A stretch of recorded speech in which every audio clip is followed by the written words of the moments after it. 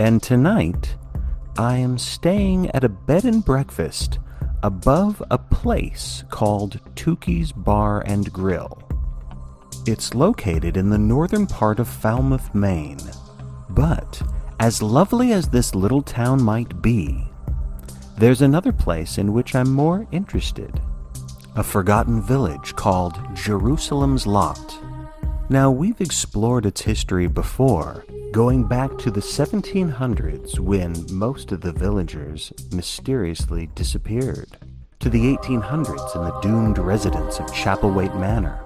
Well, now it is time to reflect on the events of the 1900s. Now it is time to learn how this hapless hamlet deteriorated once and for all.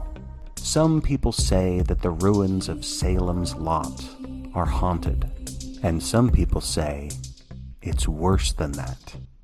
For example, Shelley Dunn, the owner of this bed and breakfast, has dubbed this area Vampire Village, and her little hotel caters to those who seek protection from the undead. So tonight, I will be sleeping in a room that is hopefully vampire-proof.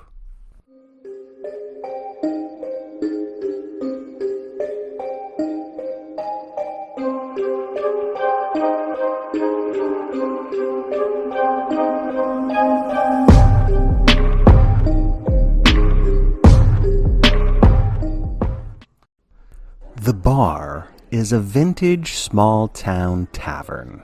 The menu doesn't have much variety beyond buffalo wings and stuffed potato skins, with the exception of a delectable and reasonably priced lobster roll. It's Friday night. A few of the regulars are shooting pool and arguing about the Red Sox, but for the most part, it's not very busy. Which is why the owners, Mr. and Mrs. Dunn, decided to renovate the upstairs into an unusual inn. Over the years, we had so many people ask for a safe place. Safe from what? Safe from, vampires. So I thought, why not a bed and breakfast that feels like a sanctuary from them. I should point out that the doors to Tookeys Bar have a strange message written in red. We put it in writing on every door of this building. Humans welcome, vampires are not invited, ever. If vampires aren't invited, they don't come in. Simple as that. But we've got many other precautions. This is Mrs. Dunn. She's leading me to the upstairs of this early 20th century building. It is cramped but quaint, rustic, yet every wooden surface is well oiled and smells of garlic. Yes, we polish the wood with garlic oil. My own blend. It drives them batty. All along the walls, there are dozens of mirrors and hundreds of crucifixes. In the hallway, there is a fire extinguisher, but there's also a wooden stake mounted on the wall in case of emergency. She shows me into room 777. Now, there are only 5 rooms, by the way, and they are all marked 777 because Mrs. Dunn believes it's a holy number. Inside the room, there are more crosses on the walls, framed paintings of saints and popes gone by, and stacks of Bibles. It's cozy and a bit claustrophobic, to say the least. But there is a charming bathroom, complete with an old-fashioned washtub. She turns on the faucet. Feel that? That's holy water. That's right. Every week, the priest from Holy Martyrs Church blesses the pipes so that every bathtub, every sink has fresh access to holy water. She puts a silver chain with a cross around my neck. Sleep with this, and you'll be safe and sound. Back in the downstairs tavern, I'm curious about how many guests stay here. The husband, Oliver Dunn, tells me that most folks are drawn to the novelty of it all. But a surprising number of people come here specifically for refuge. People from around these parts sometimes see something that they can't explain, so they stay with us for a night or two. And the thing that they can't explain is a vampire? Is that what they say? In a lot of cases, there's just this dark sort of trouble they can't quite name. A dark sort of trouble. Can you give me an example? And Mr. Dunn could. The story he tells me happened a few years before he and his wife bought the place, back when Tookeys Bar was owned by Herb Tucklander. This was January 10th, during the infamous blizzard of 1979. Several feet of snow dropped that night.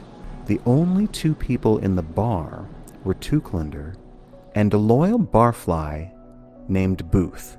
Just as Tookeys was about to close shop, a man burst through the door.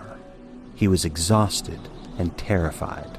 His name was Gerald Lumley, and his car had gotten stuck in a snowdrift 6 miles south. He and his family had been traveling from New Jersey, unfamiliar with the area and not realizing the town of Jerusalem's Lot was abandoned and therefore had no snowplows. Lumley had taken a right turn on Jointer Avenue, and that's where his car became stuck. He left his family with the car running and the heater on and went running through the blizzard. Tookeys Bar was the first sign of civilization he could find. According to this second or third hand story, Herbert Tucklander refused to help at first, and it wasn't simply because of the blizzard. He believed, as many folks do in this part of Maine, that vampires lurked in the ruins of Salem's Lot. The idea of journeying into a blood-sucking pit of the undead terrified him, and he wouldn't have been the only one. This common superstition about the town of Jerusalem's Lot had developed over the centuries. The infamous Boone family developed a religious cult in the 1700s, followed by the mysterious mass exodus of the town's population. Then, in the early 20th century, the town seemingly returned to a normal way of American life. But in 1928, Hubert Marston and his wife Bertie decided to retire in Jerusalem's Lot, and they built a home overlooking the quiet New England hamlet. Marston was supposedly the president of a truck company, but that was most likely the front for a bootlegging operation. For over a decade, Mr. and Mrs. Marston lived in their monolithic mansion, keeping to themselves, hermit-like. Then, in the summer of 1939, a postal worker named Larry McLeod detected a putrid smell coming from the home. He knocked on the front door. No answer. He checked the side windows, and then he checked the unlocked kitchen door in the back of the house and discovered the fly-ridden remains of Bertie Marston, shotgun blast to the head. And it was very fortunate that the postman hadn't entered through the front door, because Hubert Marston had set a deadly trap, attaching a string from the doorknob to the trigger of his shotgun. The house was a hoarder's labyrinth of newspaper stacks, old books, and bizarre, antiquated junk, not to mention more booby traps. The town's constable, Norris Varney, avoided these dangers as he searched the house for signs of Hubert. He found him, dangling from a rope in the upstairs bedroom. He had murdered his wife and hanged himself. But that was probably not the first time Hubert had taken a life.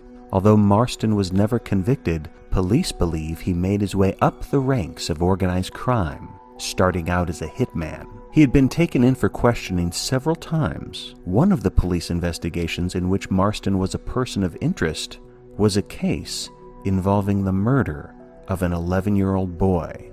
and it had nothing to do with bootlegging. This unwanted notoriety led to his departure from the mob. Then, during the 10.5 years of Hubert's residency in Jerusalem's lot, an occasional child would go missing. Once about every 2 or 3 years. No one knows if those children were murdered, or if they simply ran away, or were lost. But by 1939, after the Marston House murder-suicide, most folks were convinced that in addition to all of his other heinous crimes, Hubert Marston was a child killer. As disturbing as all of this is, you might be thinking, so what? How do vampires come into play? Because the house was shuttered up for many years after the Marston murders, the townsfolk began whispering about ghosts and other things that go bump in the night. Rumors began to transform the late Hubert Marston from a dead psychopath into a lingering and malevolent spirit, one that still lurked in the shadows, at least according to the schoolyard stories. Then, in the 1970s, things got worse. The Marston house was purchased by a pair of European antique dealers, and during the week of the grand opening of their shop in town, another child went missing. His name was Ralphie Glick. He and his brother were walking through the woods when, according to the older brother, an abduction occurred. Rumors swirled again, and now the European strangers who had taken up residency at the Marston house became the new scapegoat. But here's the thing. Some people in town went beyond accusations of kidnapping. They believed that Richard Straker and Kurt Barlow were vampires, that one or both of them had bitten Ralphie Glick, and several people claimed that they had seen the boy flying outside their window, tapping on the glass to get in. This situation was worsened by a sudden and mysterious illness that swept through the town in a matter of days. The symptoms included extreme fatigue, loss of appetite, and an aversion to light. Danny Glick, the older brother, just days after little Ralphie's disappearance, died from this illness, which some journalists now believe was a cholera outbreak due to the town's outdated water treatment system. But logical reasons for these tragedies were cast to the wayside. The town chose fear and hysteria instead. In the days that followed, several others disappeared. More people became sick, and many people moved away very quickly. The few remaining citizens who looked to their local priest, Father Callahan, discovered that even he had fled in fear, leaving town on a Greyhound bus. So why the hysteria? Was it a genuine belief in the undead? Given the homophobic and xenophobic nature of the 1970s, my guess is that the community wasn't really afraid of vampires, but they believed that Straker and Barlow were two gay men sent from Europe to corrupt their youth. But that bigotry manifested into supernatural tales of vampire bites and reanimated corpses. Their antique business, Barlow and Straker's Fine Furnishings, failed before it even had a chance to begin. And less than a year later, the town had once again become abandoned. The storefronts empty, the homes deserted. Then the ghost town was ripe for vandals and transients, and finally, arsonists. On an October night in the mid-1970s, someone set fire to the Marston house, which set the rest of the town ablaze. There was no fire department to put it out. No one was in town. Now, in 2023, only the charred cadaver of the town remains, but the tales of vampires and evil spirits are still very much alive. Which brings us back to Herbert Tucklander, the original owner of Tookeys Bar. Tooklander must have believed in the vampires like so many others in this part of the state, because at first he did not want to enter the shadows of Salem's Lot in order to help out a stranger. But Gerald Lumley begged until Tooklander and Booth mustered up the courage, and all three men headed into the snowstorm. They drove into the ruins of Jerusalem's Lot, and they found Gerald's vehicle, still running, headlights still shining into the darkness. For whatever reason, perhaps from having one too many whiskey shots from Tookeys Bar, Booth took a Polaroid camera to document this event. At least according to Mr. Dunn he did. He keeps these photos on a corkboard behind the bar. So did they ever find the family? It depends on who you ask. According to this story, Gerald Lumley called out for his family, losing his mind with worry and fear. And then he spotted his wife, Janie Lumley, stepping from the woods, her eyes red and silvery, no doubt reflecting the lights of the headlamps. But to Tooklander and Booth, those eyes must have looked unworldly. Gerald Manley ran to his wife, except, according to Tooklander and Booth, she wasn't his wife anymore. She was a vampire, beautiful, hypnotic, evil, and very hungry. The two older men ran from the scene, just as Janie Lumley bit down into her husband's neck. I'm looking at a photo of the woods at night. There's lots of snow, and there's no vampire. Sorry, but I just don't see anything. Of course not. You can't take a photo of a vampire. So I'm sorry, you said this was proof? Look a little closer. You see that? He gives me a magnifying lens, and I see something very small, a circle. Oh, yep, that's Mrs. Lumley's wedding ring, just floating there. So you think this is a wedding ring floating on the invisible finger of a vampire? All right, let's accept that as one possibility. What about the little girl? Did they find her? Right by the car door. According to Tookie, she was wearing a yellow dress, holding a teddy bear. The next photo shows what you've probably already guessed, a teddy bear hovering next to a car. A few other customers have come in, and so as Mr. Dunn turns his attention to them, I turn my attention to my computer. I want to confirm this old story from over 40 years ago, and I quickly find out that at least a few things ring true. Gerald Lumley, his wife Janie, and their daughter Francie, only 7 years old, went missing that night. A full-scale search was conducted in the light of day. No bodies were ever discovered. But it wasn't long before all three were presumed dead, because it was argued that no human could survive that blizzard. Emphasis on the word human. So, were they swept away in the icy river nearby? Did they stage their own death and begin a new life across the Canadian border? Or are the town's rumors somehow true? Are there vampires in Salem's Lot? And did the living dead claim the Lumley family as one of their own? Mysteries have shrouded this region for centuries, so I'm not expecting to find any answers soon. But I am expecting to get a good night's sleep. It's 1:15 a.m. My room stinks of garlic, and all these crucifixes are a bit stark, to say the least.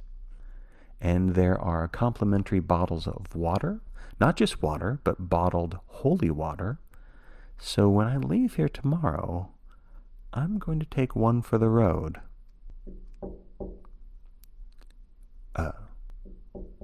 Something or someone is tapping on the window.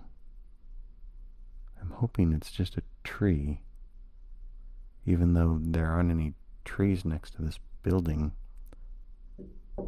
Yeah, someone is tapping on my window, and I am on the second floor.